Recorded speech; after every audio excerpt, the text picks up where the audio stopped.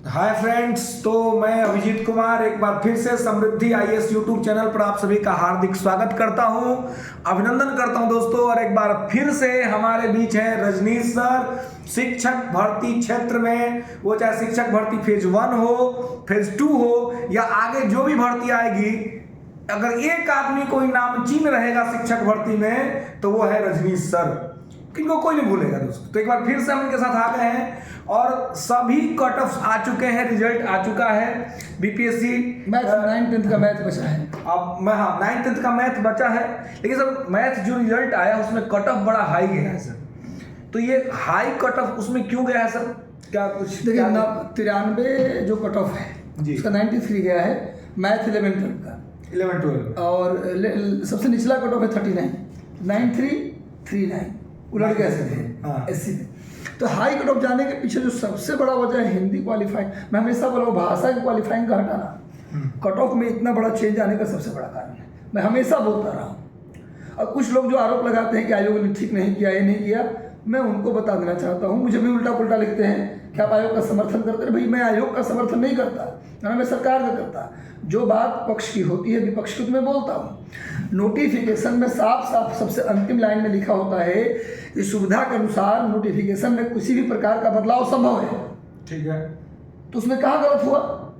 जब हम बदलाव किए तो क्या गलत हुआ? जब हम आपको यहाँ बुलाए कि आप आइए मेरे पास, मैं आपको ऐसे पढ़ाऊंगा, सारा ऐसे ऐसे पढ़ाऊंगा, नीचे लिख दिया कि मैं किसी भी दिन कोचिंग बंद करने के लिए जिम्मेवार, कोचिंग बंद कर सकता हूँ। अब गलती आपकी है ना। अगर आपको लगता है डर कि नहीं जी कोचिंग बंद हो जाएगा तब मत आइए। हाँ, मैं एग्जाम्पल ले रहा हूँ। अगर आपको लगता है कि नहीं जी आज चलेगा तब आइए। कहने का मतलब है कि आयोग के यहाँ कोई गलती नहीं। कुछ लोग सिलेबस कहेंगे सिलेबस से बहुत ज़्यादा हार्ड पूछ लिया, उनको मैं कहना चाहता हूँ कि आप ठीक से सिलेबस शायद पढ़े नहीं है। पढ़िए सिलेबस। जिस क्लास का परीक्षा होनी है, जिस क्लास की परीक्षा होनी है उस क्लास तक तो हम पूछेंगे, प्लस जहाँ तक की डिग्री मांगा है वहाँ तक भी पूछ सकते हैं। लिखा हुआ है साफ साफ। फिर कैसे सिलेबस से बाहर पूछ लिया आयोग ने? तो यहाँ पर आप एक बार नोटिफिकेशन ठीक से पढ़ते तो आयोग पर बिल्कुल आप क्लेम या ब्लेम नहीं लगाते। और मैं समझता हूँ कि बिहार का आयोग ने, बीपीएससी ने जिस तरह का काम किया है, बेहतर काम, फाइनेस्ट काम, शायद वो माइलस्टोन हो गया। इतना जल्दी परीक्षा वैकेंसी, 2 वैकेंसी 6 महीने के अंदर आना, इतनी भारी संख्या में फॉर्म भरा गया, सबकी परीक्षा ली गई, रिजल्ट आ गया इतना जल्दी, सबकी काउंसलिंग के साथ तो ट्रेनिंग, तुरंत पोस्टिंग सब मिल गया। पूरे भारत में आज़ादी के इतिहास में ऐसा पहली बार हुआ है।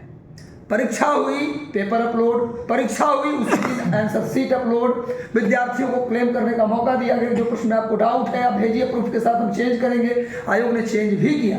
लोगों का डिमांड हुआ कोई OMR शीट अपलोड हो जाए तो सबका OMR शीट अपलोड हो गया।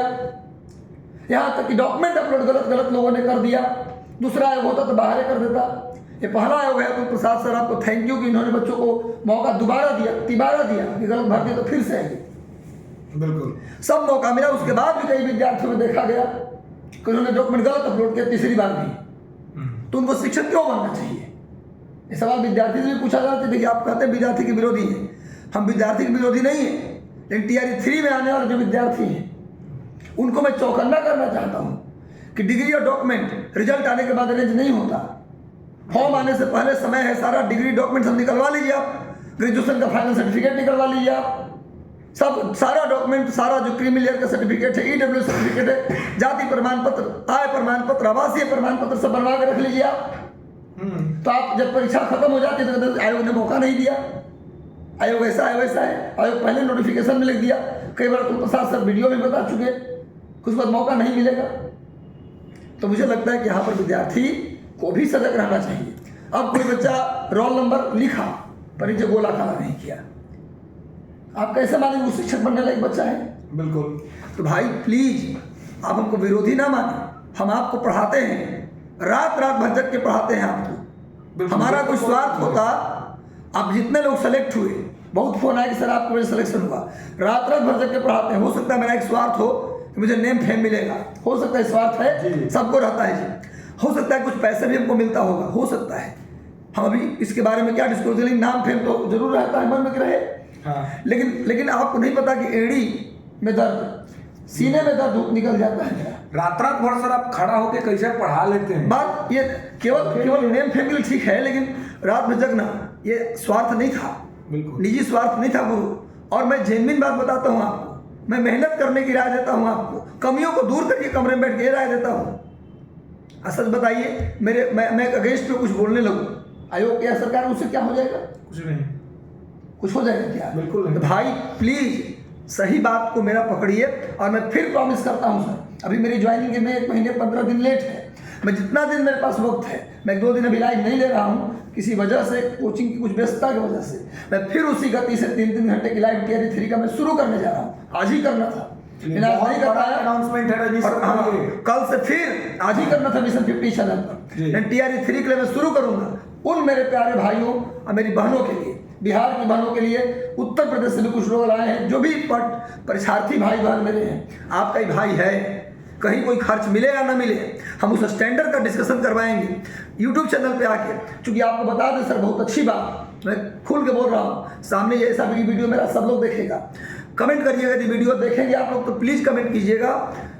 मेरा जो टीआरई 1 से 2 तक जो सिलेक्शन हुआ मिशन 50 से, उस सिलेक्शन में मैं बता दूं आपको कि 20% ही जो मेरे एडमिशन वाला है, और 80% वो बच्चा सेलेक्ट है जो यूट्यूब से सेलेक्ट हो गया, यूट्यूब से सेलेक्ट हो गया।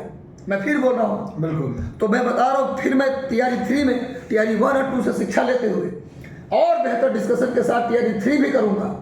कल से लगातार करूँगा सर, और मैं लगातार मेहनत करूँगा, आपके लिए काम करूँगा, ताकि आप उस मुकाम तक भी पहुँचे, जितना भी कट ऑफ जाए उसको पार कर लें आप। ये बात है, तो अपनी डॉक्यूमेंट्स को, डिग्रीज को निकाल के रख लीजिए, सारे सर्टिफिकेट बनवा लीजिए।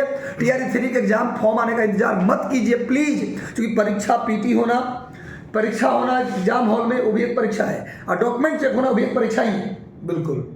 तो भाई प्लीज कर लीजिए। और कट ऑफ हाई जाने का सबसे बड़ा कट ऑफ वजह है भाषा की क्वालिफाइंग का हट जाना। और अभी तो बताया है वजह, भी आज अखबार में पढ़ रहा था कि डोमिसाइल हट जाना भी वजह है। पिछली बार सीट इससे ज़्यादा था, 1,78,000, इस बार 1,22,000 सीट है, पार्टिसिपेंट उतना ही लगभग है, तो कट ऑफ जाने का ये सभी कारण रहा।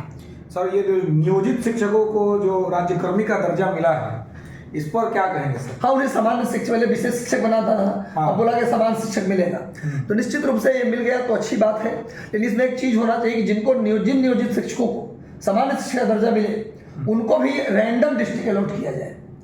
इससे क्या फायदा मिलेगा कि जिनका, कई ऐसे नियोजित शिक्षक हैं जिनका रिजल्ट हो गया है इस टीआरई 2 में, तो वो क्या करेंगे कि अगर उनका ही स्कूल को अलॉट कर दिया जाएगा तो उस सीट को छोड़ देंगे, और फिर क्या करेंगे कि वहीं रह जाएंगे, भाई मिलिए राजकर्मी तो हम क्यों जाएं, तो सीट खाली रह जाएगा। तो सीट खाली होगा तो उन बच्चों को मिलता जो बेचारे फेल कर गए हैं। तो रैंडम डिस्ट्रिक्ट उनका भी सरकार अगर अलॉट कर दे तो कहीं ना कहीं मुझे लगता है कि वो वहाँ ज्वाइन ना करके अपना जहाँ रिजल्ट हुआ वहाँ ज्वाइन करेंगे, और वो जो सीट वहाँ खाली होगा वो फिर नई वैकेंसी में ऐड होगा। ये मुझे लगता है होना चाहिए। सफल छात्र। बाकी बहुत शानदार कदम है। मैं सबसे पहले तो राज्य सरकार को मैं क्या कहूँ, दिल से जितना धन्यवाद मेरा है सब राज्य सरकार के लिए है। इतनी बड़ी वैकेंसी लगातार देना, सरकार माननीय मुख्यमंत्री जी का मैं धन्यवाद देना चाहता हूँ, उप मुख्यमंत्री जी तेजस्वी सर जी को भी धन्यवाद देना चाहता हूँ, आयोग के अध्यक्ष के पाठक सर जो इतना बेहतरीन कल्चर डेवलप किए। एजुकेशन में जो लापरवाही होती थी आप जानते हैं, 11 बजे 12 बजे पहुँचना, 3 बजे भाग आना, जितना बेहतरीन, पाठक सर को भी थैंक यू सो मच कि आप इतना बेहतरीन डिसिप्लिन लाए। और एजुकेशन में डिसिप्लिन ना होगा तो समझिए कि हमारा वो भविष्य है आगे देश का, वहीं पर लगड़ा हो जाएगा हमारा सिस्टम, तो क्या होगा। पाठक सर ने जो किया है वो आज नहीं तो कल, उसका 10 साल के बाद उसका नतीजा आपको देखने को मिलेगा। बहुत शानदार काम हुआ, सभी को धन्यवाद। राज्यकर्मी देने के लिए दिल से धन्यवाद सबको। कई लोग परीक्षा पास नहीं कर पाए, आईएएस निकल गया था तो उन लोगों के लिए भी मिल गया, सरकारी नौकरी का दर्जा मिल गया, तो बहुत अच्छा हुआ। Thank you so much government, आयोग, सर आपको भी जो इतना बड़ा मुद्दा लेकर हमारे पास आए और लगातार आप मुद्दा लेकर आते रहते हैं। जो आपका समृद्धि आईएएस चैनल है, वो समृद्धि आईएएस एजुकेशन भी देता है, पढ़ाता भी है और न्यूज भी लेकर आता है, दोनों काम कर रहा है। कई ऐसे होता है कि एजुकेशन चैनल तो पढ़ाएंगे केवल, न्यूज नहीं देंगे, आप न्यूज भी दे रहे हैं और पढ़ा भी रहे हैं। तो ये समृद्धि आईएएस बच्चों की समृद्धि लाए, सब